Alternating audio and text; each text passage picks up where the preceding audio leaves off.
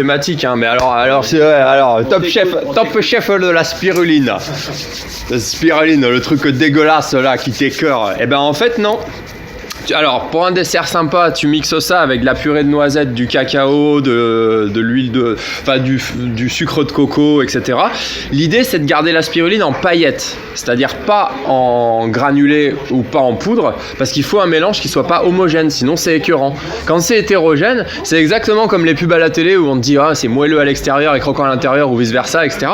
Et ben c'est pareil, ça fait comme ton chocolat avec des morceaux de noisettes, et les morceaux de spiruline, ils passent nickel et ça fait des super desserts en crème. Après en boisson, donc un mélange complètement homogène du coup, il faut quelque chose d'un peu exotique pour venir rééquilibrer le côté écœurant de la spiruline. Enfin je dis écœurant, excusez-moi j'ai pas d'autres termes. C'est alors xylitol, c'est un truc qui vient de Scandinavie, c'est un sucre basifiant et anti-carie avec un léger goût mentholé.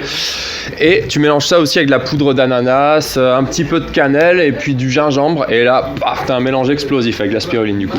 Ou de la clamate, mais alors la clamate ça c'est un truc qui vaut beaucoup plus cher parce que beaucoup plus rare, mais qui est aussi beaucoup plus puissant que la spiruline, assez peu connu, c'est en mode depuis quelques années. Ça vient du lac Klamath, un seul endroit dans le monde, dans l'Oregon, le lac Klamath, un lac tout bleu.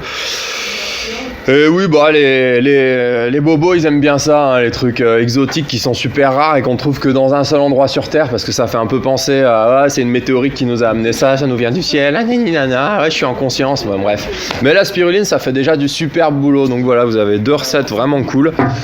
Et alors, de toute façon, évitez de l'acheter en poudre et évitez de l'acheter en comprimé parce que c'est de la poudre recoagulée. Le problème de la poudre, c'est que du coup, ça a été tellement finement changé, cette spiruline, que du coup, elle s'est oxydée. Alors que la paillette, c'est la substance qui a été le moins coupée par rapport à de la spiruline pure. La forme de la paillette. Voilà, j'ai fini ma présentation. Je peux dire les choses sur la spiruline ? Ah bah vas-y, je te laisse reprendre le plateau là. Non, mais toi, t'es à côté, tu en parles. Non, mais c'est pour te parler. Par rapport à ce que tu as dit. Ah bah vas-y, je te l'ai dit hier, en Afrique, on utilise la spiruline pour régénérer les nourrissons et les gens qui crèvent de faim. On utilise la spiruline en la fabriquant sur place, avec des citernes dans lesquelles on met au fond un moteur avec une hélice et le moteur une machine à laver. Ça tourne l'eau, ça brasse l'eau et ça fabrique de la spiruline en quantité rapide. Elle se reproduit. Donc je me permets de compléter ce que tu as dit. Qu'est-ce que t'en penses ? Voilà. Ça en combien de temps, de faire du coup hein ? Ça permet de produire. Je sais pas en combien de temps. Mais rapide quoi. Ouais, c'est assez rapide, la journée ou 2 jours. Ouais, très vite. Donc, une certaine quantité, pas énormément. C'est brassé avec des lisse dans une citerne qui fait peut-être 200 litres. ah mais ouais, tu m'en as parlé hier. Et Ah puis, ouais. ça faut la mettre en refait mouvement. rapidement.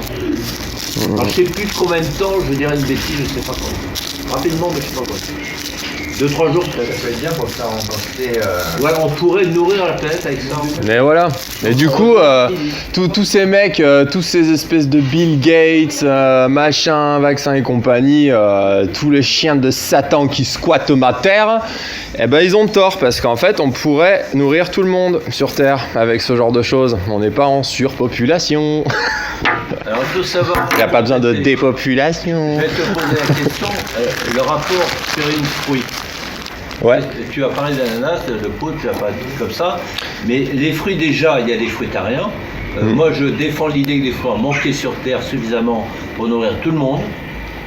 Et la spiruline sera un élément en plus à ce moment-là. Et donc tu vois, ce rapport-là m'intéresse comme réflexion, le rapport fruit, spiruline et clamate. Ouais. Tu vois, au niveau mélange, au niveau, etc.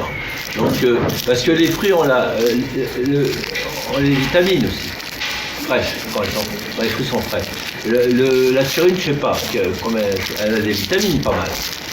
Ah ouais, elle les contient toutes, sauf la C. C'est la C qui l'active.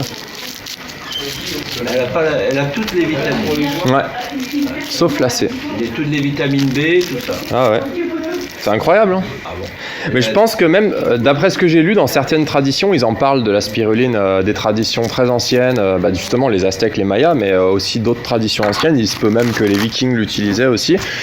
Ils en parlent dans des textes apparemment de traditions qui viennent plutôt du Moyen-Orient et ils disent qu'ils décrivent ça comme la substance de Dieu, entre guillemets, parce que c'est... Quand on parlait du sésame aussi, c'est c'est miracle. ouvre-toi le sésame aussi comme nourriture de base.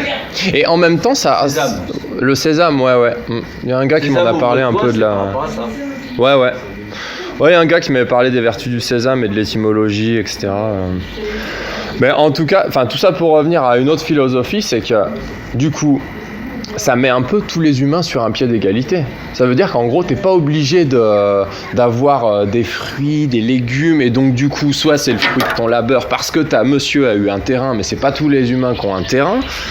Tu vois, c'est ça le problème. Et du coup, t'es obligé d'aller taffer à l'usine pour ensuite avoir un compte en banque, pour ensuite aller acheter ta tomate. Ce qui complexifie vachement le parcours. Entre tu sors de ton jardin, là, et tu réveilles, je vais cueillir ma petite tomate. Donc du coup, c'est cool la spiruline de ce côté-là, parce que ça met tout le monde sur un pied d'égalité. Si c'est vraiment cette substance de Dieu, en fait, tu peux faire à côté de la spiruline, être complètement ce qu'ils appellent le prana. Le prana, tu sais, c'est les mecs qui mangent plus rien, Oui, je connais. qui se nourrissent que de lumière. Ça dans mon livre. Prana. Moi, alors le prana, Solution éventuelle au cas où. le prana spiruline. Toujours est coincé dans le désert, prana. C'est une pratique qui s'apprend. Ça s'improvise pas. Ouais. Les théories disent qu'il faut être complètement aligné, etc. Parce que du coup, c'est tes molécules dans ton corps qui finalement sont nourries que par l'énergie de vie. Voilà, c'est ça, l'énergie de vie. Donc, Et en circuit fermé, l'eau et le corps, le sang, circuit fermé. Moi, le concept, je le trouve pas mal parce qu'il n'y a rien qui nous prouve qu'on n'est pas dans une simulation déjà. Et dans une simulation, dire que tu joues à Tomb Raider, t'as pas besoin de mettre Lara Croft manger un coup pour recharger les batteries, tu vois. Elle est là, elle est tout le temps en forme. Elle a pas besoin de manger son environnement, tu vois. C'est un exemple, c'est un personnage de jeu vidéo, tu vois. Mais en gros, c'est ça. C'est si on était des personnages de jeux vidéo, ce qui pourrait être le cas si on est effectivement dans une simulation. La matière est constituée à 99% de vide, pourtant ma main là elle n'arrive pas à transpercer le mur, mais ça veut dire qu'effectivement en fait c'est du vide, c'est que de l'information tout ça, donc en fait on n'a pas besoin de mettre l'extérieur en soi, l'environnement en soi. C'est comme le principe de faire un feu. Je mets l'éther complexe dans le vide. Celui qui fait un feu devant lui, c'est qu'il n'a pas le feu en lui. Je mets l'éther dans le vide. Ouais. C'est ça qui est nouveau. J'ai dit le vide n'est pas vide. Vas-y, je te laisse reprendre la place.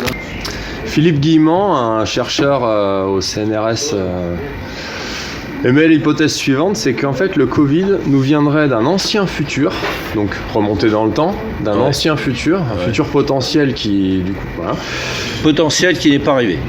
Voilà, pour ne pas qu'il arrive. Parce qu'en fait, du coup, en provoquant ça, ça nous fait rentrer rapidement, trop rapidement dans le transhumanisme.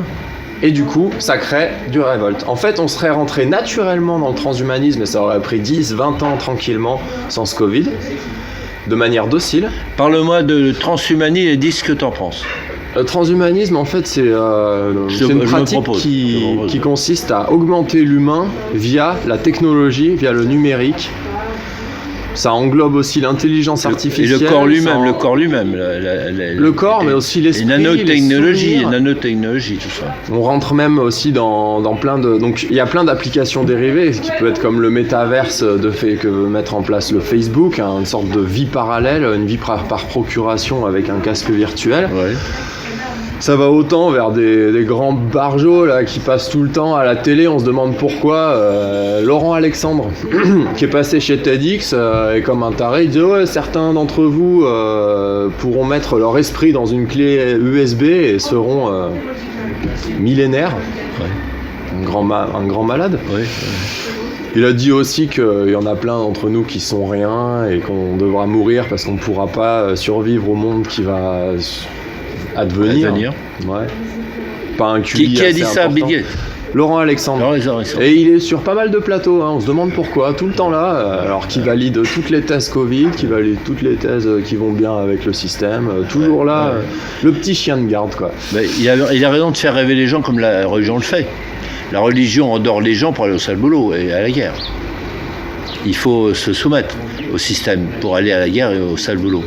Pour moi, on est soit en guerre économique, soit en guerre militaire. Il n'y a pas Mais- d'autre choix. Il n'y a pas d'autre choix. Du coup, dans la Terre, sur la Terre. J'aimerais sur que tu la Terre. répondes juste à cette question de cette Ouais. théorie d'un Covid qui nous viendrait d'un ancien futur. Justement, ça nous vient tellement brutalement là, avec ces histoires de QR code, de passe, de numérique, que du coup, la population, elle s'insurge contre ça. Tu vois, il y a un Oui. blocage, là, il y a un truc Oui. qui va pas, ça va trop vite. Justement, pour éviter qu'on rentre dans ce virage-là, dans le virage du transhumanisme. On en est peur. tu D'instinct, ouais. Alors que moi, je pense qu'avec le corps tel qu'il est, on peut faire beaucoup plus en autocréation. Alors je propose, comme solution d'avenir, entre autres, l'autocréation maximum sur place, la création maximum sur place. Maximum, pas tout, maximum. La création, pas la consommation.